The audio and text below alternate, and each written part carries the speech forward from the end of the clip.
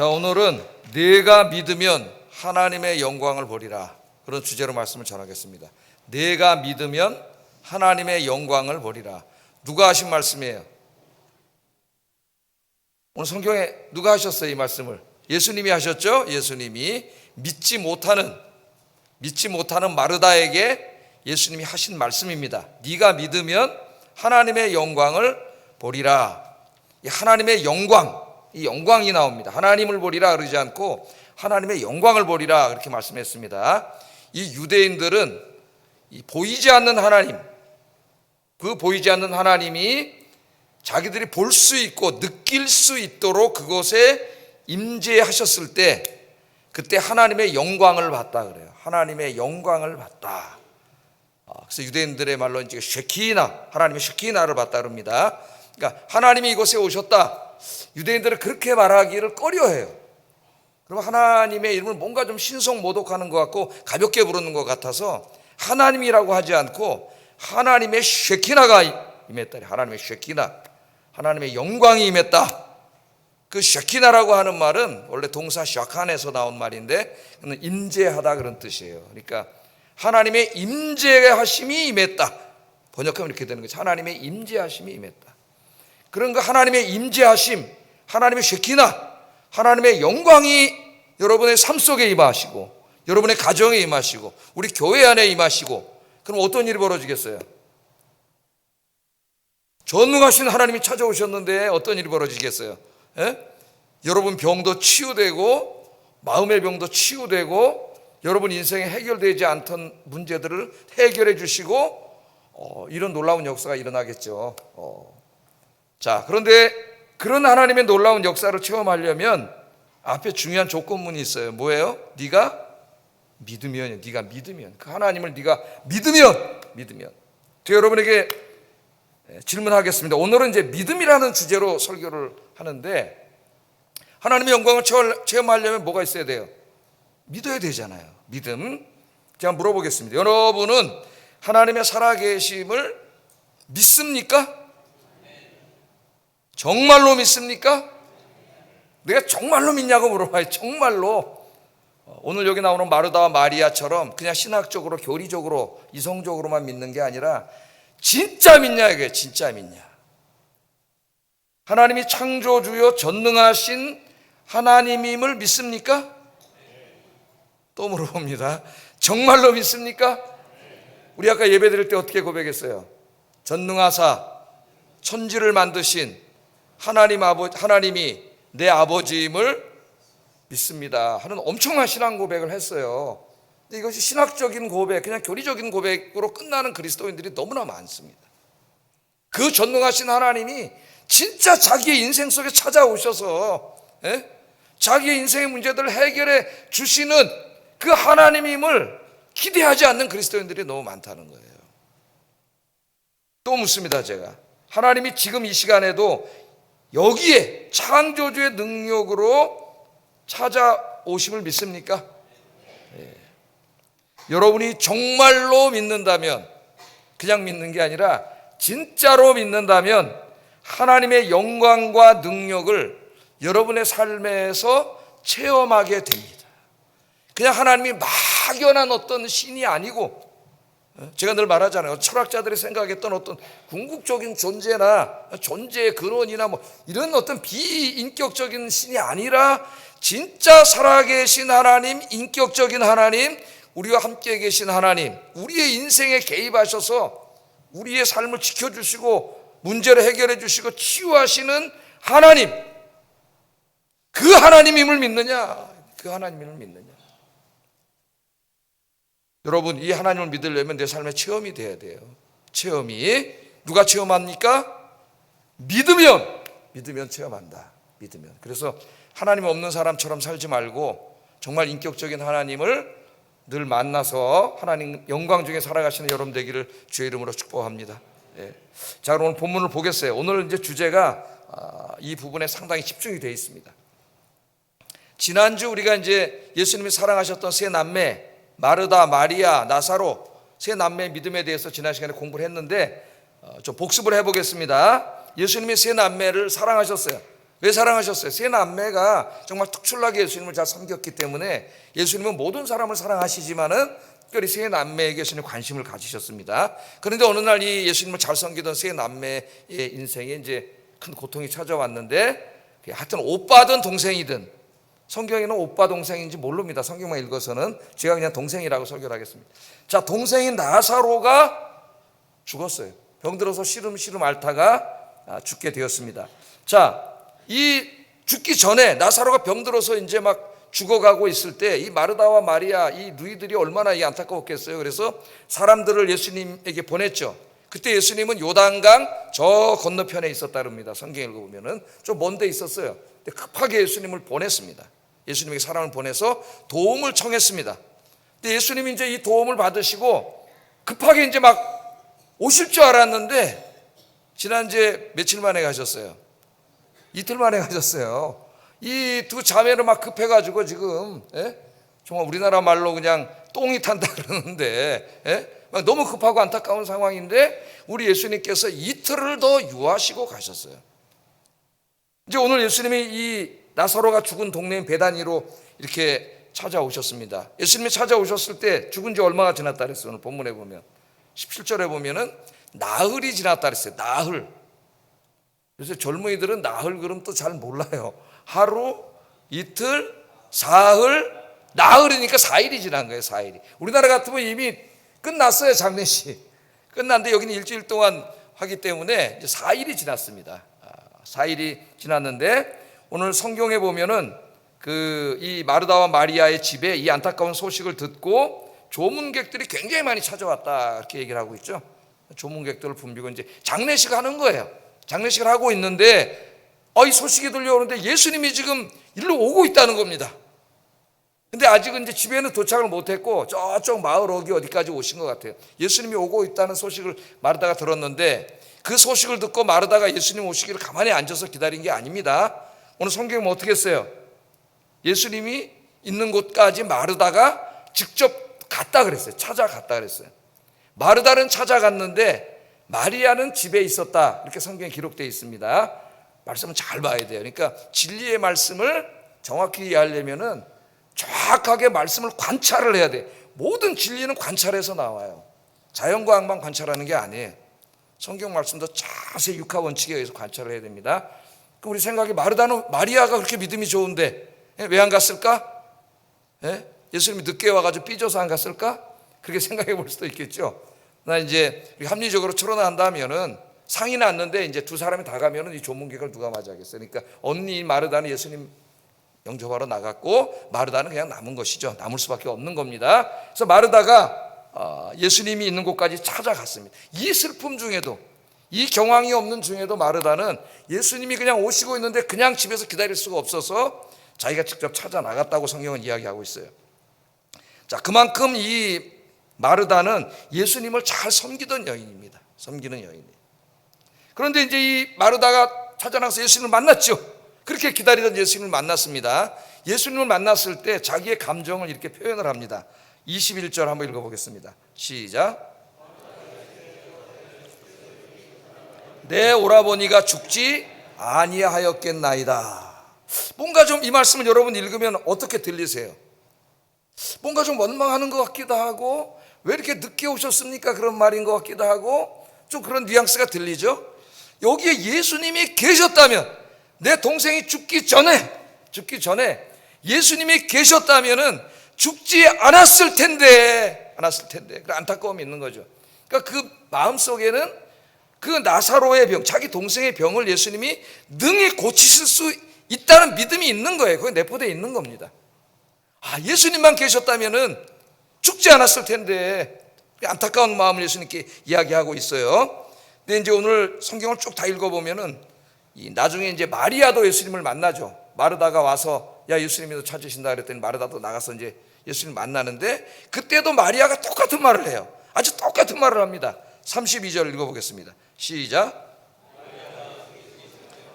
그 발 아래 엎드려 이르되 주께서 여기 계셨더라면 내 오라버니가 죽지 아니하였겠나이다. 죽지 아니하였. 똑같은 말을 하죠.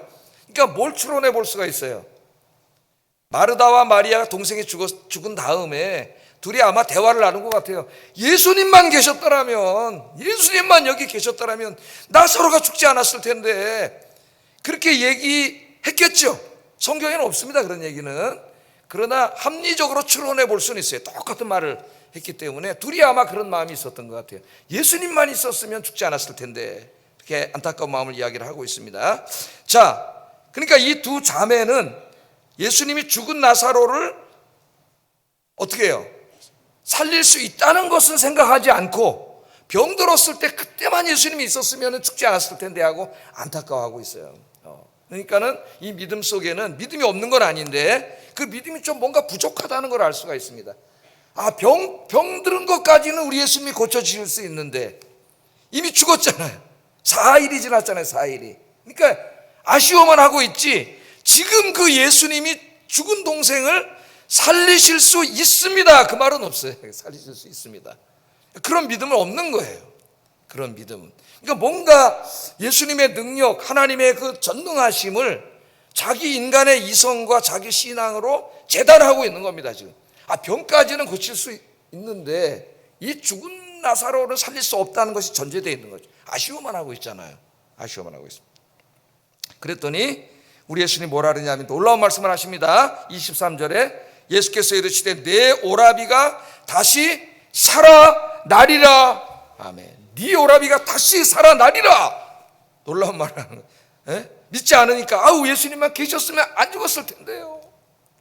그러니까 예수님이 네 오라비가 다시 살아나리라 그렇게 얘기합니다. 자, 이 놀라운 말씀을 듣고 아멘 해야 되는데 아멘 하지 않습니다. 마르다가 아멘 하지 않아요. 믿음이 부족해. 2%가 뭐라 그래요? 24절에 마르다가 이르되 마지막 날 부활할 때에는 다시 살아날 줄 믿습니다. 그걸 내가 압니다. 그러니까 믿은 거예요, 안 믿은 거예요? 예수님이 지금 다시 살려준다 그랬잖아요. 오라비가 다시 살아나리라 그랬더니 지금 죽은 지 4일 됐는데 뭐라 그래요? 예수님 마지막 날 하나님이 이 땅에 하나님 나라를 다 완성하실 때 그때 의로운 성도들이 다 살아나가지고 다시 부활한다고 하는 것은 내가 믿습니다. 이렇게 얘기하는 거죠. 그런데 지금 여기서 죽은 지 4일 되는 그 내 동생 나사로가 다시 살아날 수 있겠습니까? 그 말이죠. 아무리 예수님이라도 거기는 하나님에 대한 것 다 포함되는, 하나님이시라도 죽은 지 4일이 지났는데 어떻게 살아납니까? 그 말이죠. 어떻게 살아납니까? 그러니까 하나님의 전능하심, 우린 전능하시다 그러잖아요. 하나님, 불가능이 없으신 하나님의 능력을 자기의 믿음 없음으로 제한하는 거예요. 우리가 그럴 때가 얼마나 많은지 모릅니다. 하나님인들 이 문제를 해결해 주실 수 있을까? 그렇게 좌절하고 절망하고 기도조차 안 하는 사람들이 많이 있어요. 자, 이 나중에 이제 예수님이 무덤 가까이까지 가시죠. 오늘 말씀을 보면 갑니다. 무덤으로 살려주시려.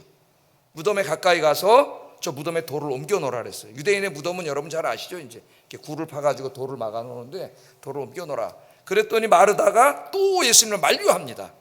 또 만류해요. 뭐라고 만류했을까요?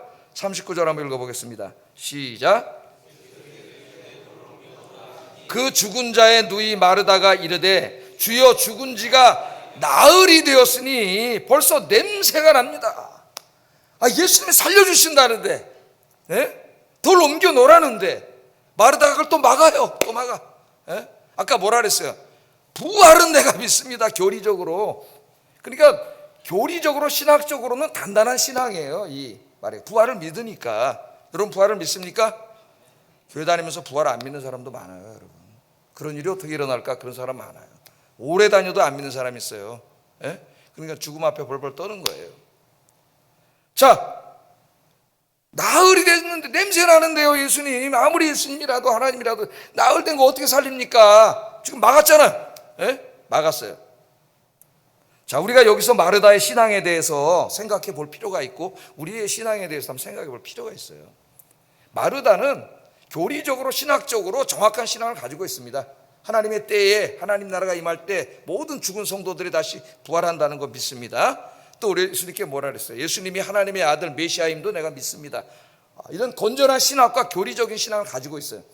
그 신앙이 중요합니다. 그래야 잘못된 대로 빠지지 않고 믿음이 굳건히 설 수 있어요. 그런데 이 두 자매에게 부족한 게 있어요.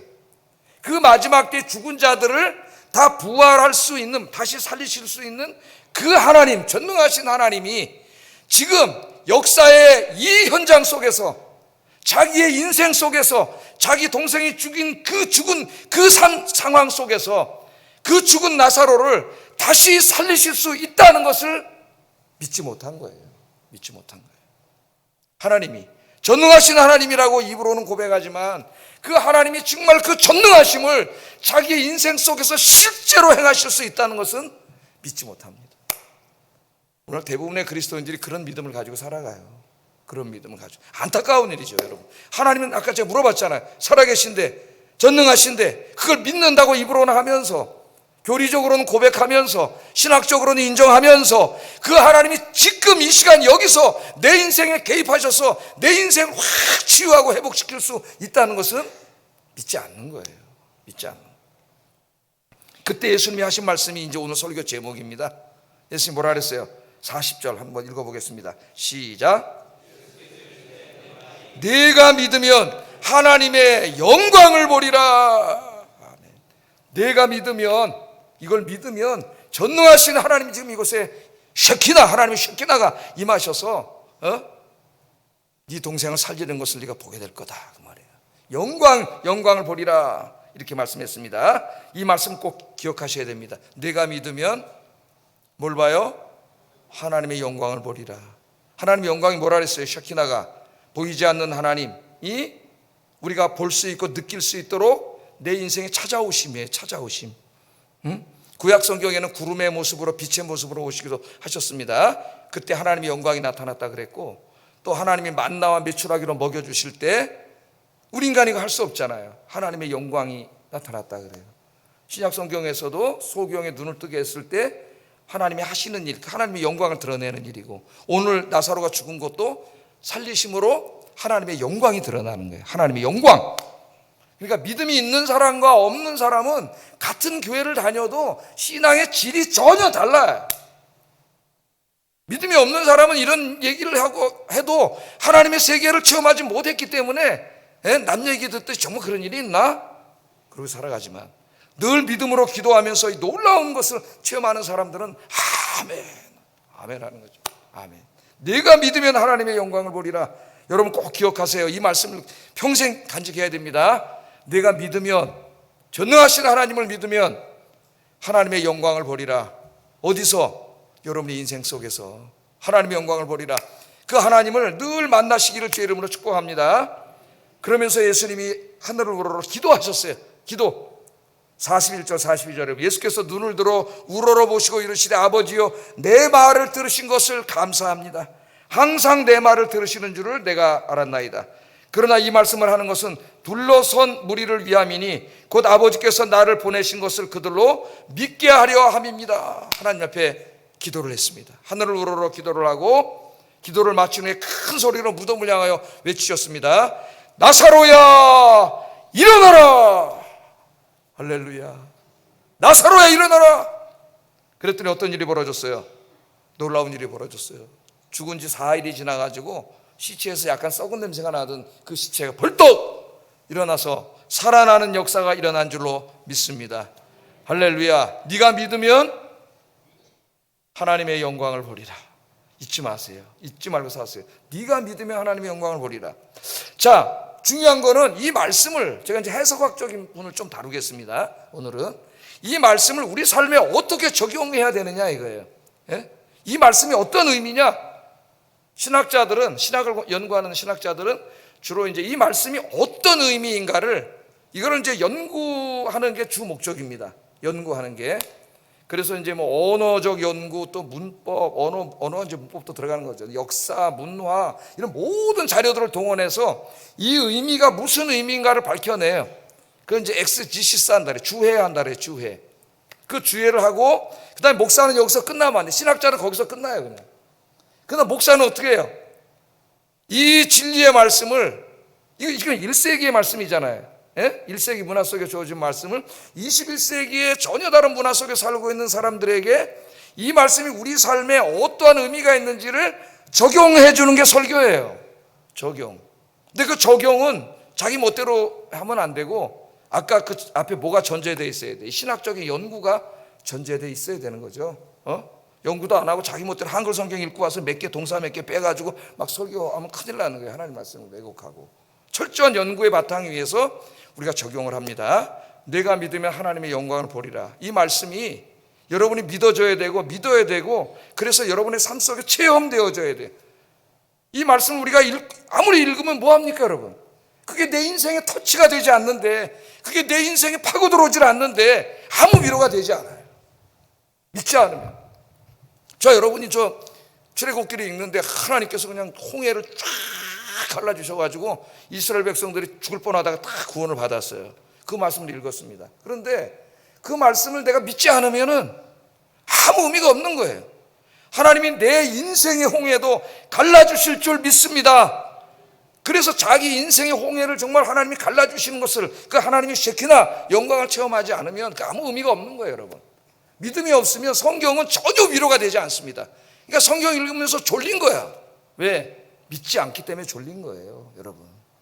그 역사가 내 삶 속에 일어난다는 것을 믿으면서 읽으면 어떻게 졸리겠어요 여러분. 이 말씀이 살아계신 하나님의 말씀인데, 예? 기도를 하셔야 돼요. 기도를 어떻게 적용해야 되느냐. 자, 지금 죽은 자를 살렸습니다 예수님이. 그러면 이 말씀을 읽고 사랑하는 사람이 병들어 죽었을 때 믿음으로 기도하면 죽은 사람들을 다시 살릴 수 있으니 죽음 앞에서 믿음으로 기도하라, 그런 말씀일까요? 만일 그런 말씀이라면 그리스도인들 중에 믿음이 있는 사람은 죽지 않겠죠. 예? 죽었다가도 다시 살아날 겁니다. 야, 믿음이 있는 자들아, 사랑하는 사람이 죽었냐? 장례식 하지 말고 믿음으로 기도해라. 그럼 그 사람이 다시 살아난다. 예수님 그렇게 말씀하시는 게 아니에요. 그런 의미가 아닌 걸 우린 잘 알고 있습니다. 그래서 사랑하는 사람이 우리 곁을 떠난 다음에도 우리는 그 영혼이 낙원에서 안식하고 부활을 기다리는 줄로 믿고 장례식을 하잖아. 슬픔 가운데서도 부활을 소망하면서 우리가 장례식을 치르는 거죠. 그러니까 이 말씀은 1대1로 그렇게 적용되는 말씀이 아니라는 거예요. 잘못하면은 죽은 자도 살리신 하나님, 이제 죽었는데 살려주세요, 그렇게 기도할 수가 있어요. 그러라고 주신 이 말씀이 아니라는 겁니다 여러분. 죽은 사람들이 모두 믿음의 기도로 살아나는 것은 하나님의 뜻이 아닙니다. 하나님께서는 아담과 하와가 타락한 후에 너는 흙이니 흙으로 돌아갈지니라, 그렇게 말씀하셨어요.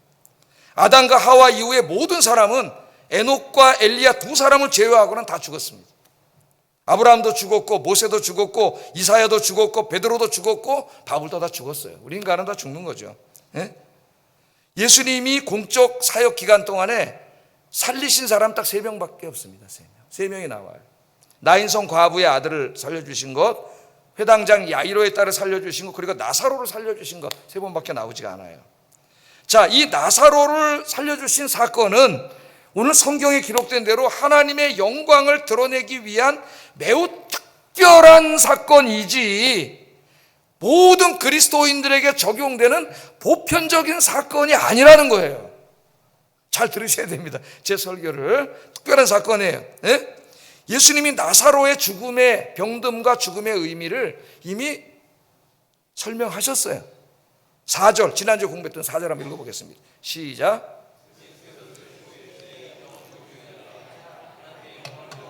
하나님의 아들이 이로 말미암아 영광을 받게 하려 함이라 하시더라. 그러니까 이 나사로를 살리신 것은 나사로의 죽음과 소생을 통해서 하나님의 영광을 드러내고, 지금 이 일을 행하신 예수님이 하나님의 아들 메시아임을 사람들로 하여금 믿게 하기 위해서 지금 나사로가 병들었다 죽었고 지금 예수님이 그 사람을 살린 거라는 거예요. 살린 거라는 거예요. 그러니까 이 일은 하나님의 영광을 드러내기 위해서 하나님께서 특별하게 계획하신 일입니다. 모든 사람에게 일어나는 보편적인 일이 아니라 하나님의 영광을 드러내고 그 시대에 그 사람들에게 그리스도 본인의 하나님의 아들이심을 드러내게 하기 위해서 특별하게 계획된 하나님의 특별한 계획이지, 모든 사람의 인생 속에서 보편적으로 죽었을 때 다 믿음으로 기도해서 살리라는 말씀이 아니에요. 아니에요. 이제 이렇게 영광을 해석하기라 그래요. 해석하기. 이게 아닙니다. 여러분, 우리가 다 죽은 다음에 다시 부활하잖아요. 우리 궁극적인 소망은 부활에 있어요. 이 죄진 몸으로 죄로 오염된 몸으로 영원히 사는 것은 축복이 아닙니다, 여러분. 그래서 그리스도인들도 죽는 거예요. 죽은 다음에 이제 좀 이따 우리가 마지막에 결론에 제가 설교할 거지만은 하나님 새 몸을 주시잖아요. 새 몸, 신적인 몸, 영광스러운 몸을 주셔요. 그게 우리의 궁극적인 소망이에요. 자, 그러면 오늘 본문의 메시지의 보편적인 진리의 말씀은 뭐냐? 모든 사람에게 해당되는 보편적인 진리의 말씀은 뭐냐? 사랑하는 사람이 죽었을 때 믿음으로 기도해서 살리라는 게 아니고, 이 사건, 특별한 사건을 통해서 하나님이 우리에게 주시는 보편적인 진리는 뭐냐? 40절이에요. 40절이 뭡니까? 네가 믿으면 하나님의 영광을 보리라. 이게 보편적인 말씀입니다. 네가 믿으면 하나님의 영광을 보리라. 하나님이 권능으로 역사하시는 것을 보리라. 하나님이 그렇게 말씀하는 겁니다. 그러니까 우리의 삶에는 죽음의 문제만 있는 게 아니라 이 땅에 살아가는 동안 수없이 많은 문제들이 우리에게 있죠. 그 모든 문제 속에 살아가는 우리들에게 우리 예수님이 죽은 자를 살리시는 특별한 하나의 사건을 통해서 주시는 보편적인 진리의 말씀은 네가 믿으면 하나님의 영광을 본다는 겁니다. 네가 믿으면 하나님의 영광을 본다. 여러분, 우리의 믿음에는 두 가지 차원이 있어요. 하나는 우리의 구원에 이르는 믿음입니다. 예수 그리스도를 믿어요. 아까 마르다와 마리아처럼 주님은 하나님의 아들이요 메시아인 줄 우리가 믿습니다. 부활을 믿습니다. 구원을 받죠, 믿으면. 또 하나의 믿음의 차원이 있어요. 이미 예수님을 믿는 사람들에게 하신 또 다른 믿음이 있습니다. 그 믿음은 뭐예요? 하나님의 영광을 체험하는 믿음이에요. 하나님의 영광을 체험하는, 하나님의 살아계심, 하나님의 쉐키나가 자기 삶 속에 임해서 자기의 병을 치유하고, 자기의 마음의 병도 치료하고, 자기 우울증이 치유되고, 불안이 치유되고, 또 자기 인생에 이렇게 저렇게 얽힌 관계와 가정의 많은 문제들을 하나님의 능력으로 치유해 주시는 하나님의 영광, 그 영광을 내가 체험하게 되리라. 우리 예수님이 그렇게 말씀하신 겁니다. 오늘 말씀을 보시면 예수님이 장례식장에 오셔서 안타까워하시고 불쌍히 여기시고 눈물을 흘리시는 장면이 나와요. 그러니까 우리 예수님은 우리 인간의 이 죄로 인한 모든 고통을 안타깝게 여기시고 불쌍히 여기시는 주님이십니다. 그래서 무덤 앞에서 뭘 하셨어요? 33절에 기도하셨어요. 기도.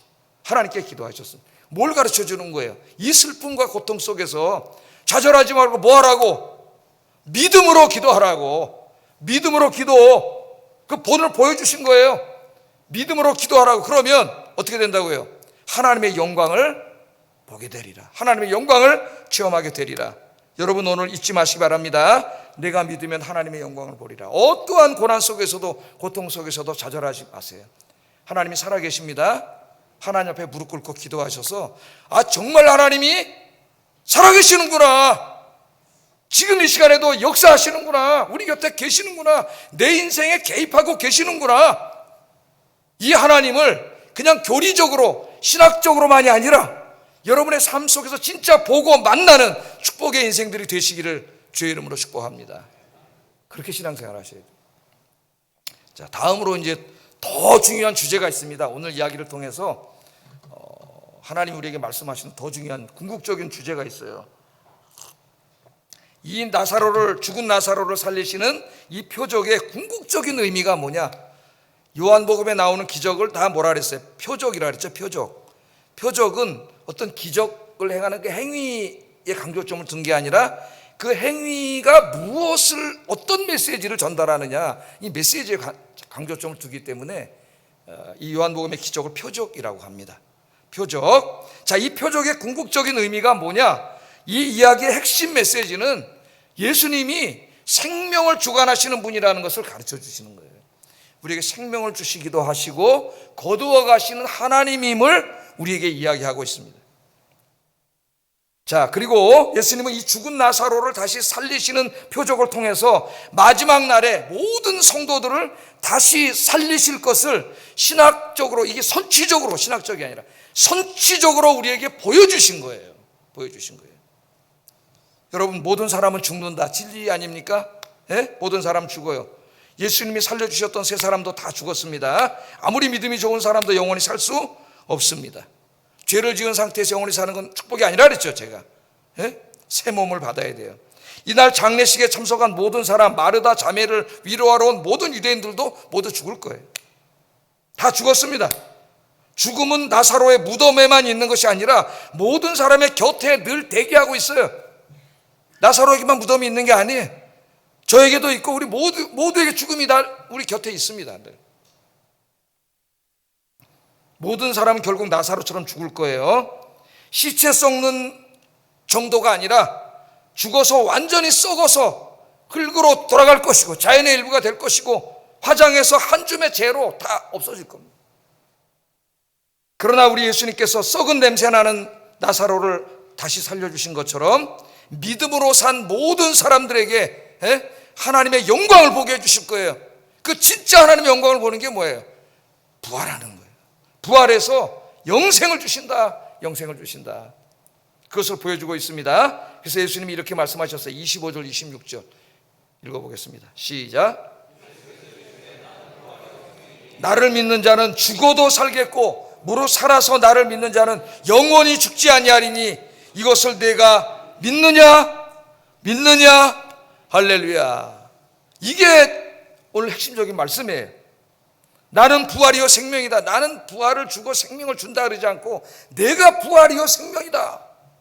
이제 예수님 스스로가 부활하실 거예요. 죽음의 권세를 깨뜨리고 영생을 가진 영원한 존재 하나님의 존재로 다시 부활하실 겁니다. 우리 예수님께서. 그래서 나를 믿는 자는 죽어도 살겠고, 여러분이 죽어도 어떻게 해요? 다시 살아나고 영생을 얻고 그 말이죠.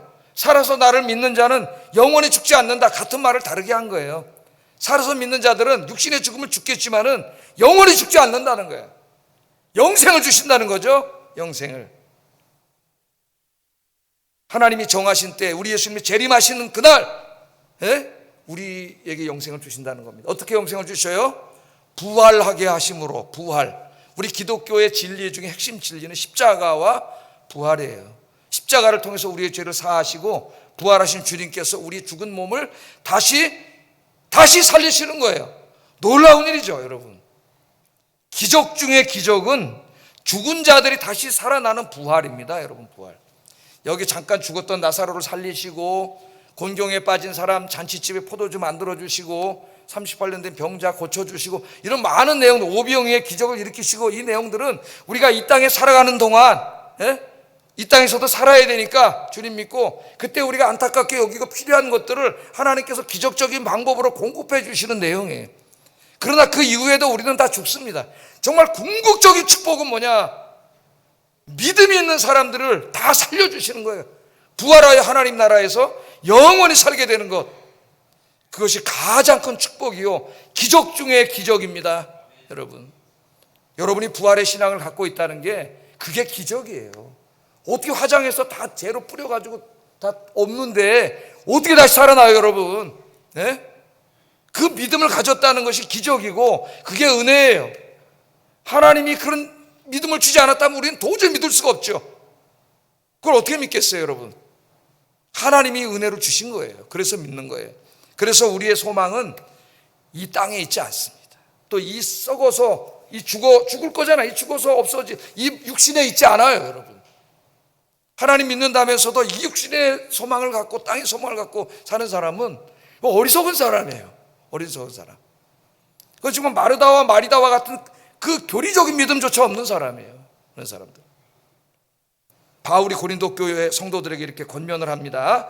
고린도후서 4장 18절 한번 읽어보겠습니다. 시작. 보이는 것은 잠깐이요 보이지 않는 것은 영원함이니라. 아멘.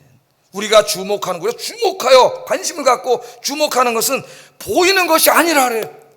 그럼에도 불구하고 우리는 보이는 것에 지나치게 관심을 갖습니다. 보이는 게 뭐예요? 이 땅에 있는 것들, 이 육신 아니겠어요? 이 보이는 것들, 거울을 보면 내가 보입니다. 저도 거울을 보니까 여기 막 이제 눈 밑에 지방이 생겨가지고 여기가 왜 찌글찌글해질까 그래서 조금 펴보려고 막 이렇게 오늘 아침에도 막 이렇게 했는데 할 수 없는 거죠. 지방이 생겨가지고 이 육신의 소망을 갖고 살면은 나중에 우울증 걸려요, 여러분. 거울 볼 때 늙고 흰머리 생기고 쭈글쭈글해지고 자꾸 쇠약해지고 우울해져요. 지금 우리가 주목하는 건 보이는 게 아니야. 이 집, 땅, 돈 그런 게 아니라 그러잖아요. 그런데 어리석게도 교회 다니는 사람들이 거기에 주목해. 정말 어리석은 사람들. 믿음 있는 사람은 그러지 않습니다. 보이는 것이 아니니 보이는 것은 잠깐. 이걸 왜 모를까? 보이는 것은 잠깐이에요. 잠깐. 보이지 않는 것은 영원함이니라. 보이지 않는 게 뭐예요? 부활과 영생과 천국과 하나님. 할렐루야. 보이지 않는 게 영원해. 어디다 집중하고 살아라는 거예요? 바로 영생과 부활과 하나님께 집중하고 살아야 되는데 여기다 집중하지 않고 안 보이니까, 눈으로 안 보이니까 눈에 보이는 세상에다가 계속 이러고 사는 어리석은 사람들이 많다는 거예요. 여러분, 제가 우스갯소리로 하나 말씀드리고 설교 마치겠습니다. 한 목사님이 이제 전도사님 때 선 보러 결혼시켜준다는 선 보러 나갔어요. 선 보러 나가서 이렇게 이제 자매를 만났는데, 실제로 있었던 일입니다. 정말 만났는데 이렇게 보니까 정말 신앙과 인품과 말투와 이런 게 너무 훌륭하고 정말 너무 사목감이에요. 근데 자기가 딱 보니까 딱 하나가 아쉬운데, 뭐가 아쉬웠을까요? 이 얼굴이 자기가 권한 그 미인정은 아니었던 것 같아요. 이게 좀 아쉬워. 고민을 하는데 하나님이 딱 말씀하시기를 오늘 이 말씀을 하시더래요. 보이는 것은 잠깐이요, 보이지 않는 것은 영원하니라. 우스갯소리지만 굉장한 진리가 있습니다. 이 안에 여러분, 우리의 소망은 이 땅에 눈에 보이는 게 아니라는, 보이지 않는 가치를 붙잡고 하나님이 약속하신 영생과 부활, 하나님 나라를 붙잡고 거기에 소망 두고 집중하면서 살아가시기를 주의 이름으로 축복합니다. 기도하겠습니다. 두 가지를 기도합니다. 믿음의 사람이 되어서 창조주 하나님, 전능하신 하나님의 권능과 영광을 교리적으로만 아는 게 아니라 체험해서 알게 해주세요. 이렇게 기도하세요. 체험해서 알게 해주세요. 두 번째, 잠깐 있다 없어질 세상과 육신에 관심을 집중하지 말고 부활과 영생과 하나님 나라에 관심을 집중하고 살게 하소서. 기도하겠습니다. 사랑과 은혜가 충만하신 아버지 하나님, 감사합니다. 오늘 이 죽은 나사로를 살리시는 귀한 말씀을 통해서 우리가 이 땅에 살아가는 동안 어떻게 살아야 되는지 믿음의 중요한 진리를 가르쳐 주시고, 또한 우리가 믿음으로 궁극적으로 무엇을 소망하고 살아야 되는지 가르쳐 주신 것 감사합니다. 네가 믿으면 하나님의 영광을 보리라. 이 말씀이 꿈속에서도 울려 퍼지게 하여 주시고, 늘 믿음으로 기도하여 살아계신 하나님, 전능하신 하나님을 교리적으로만 알고 있는 것이 아니라 내 삶 속에 내가 직접 만나고 보고 체험하고 느끼고, 그래서 하나님을 아는 저희들이 되도록 주님 붙잡아 주시옵소서. 그러나 이 땅의 모든 것들을 절대하지 않게 하시고, 오늘 나사로의 죽은 나사로를 살리심으로 우리에게 부활의 소망을 주신 말씀을 가슴에 새기고, 부활의 영광스러운 그날 하나님이 주실 영생과 하나님 나라를 소망하면서 거기에 집중하면서 살아가는 저희들이 되게 하여 주시옵소서. 예수님 이름으로 기도드립니다. 아멘.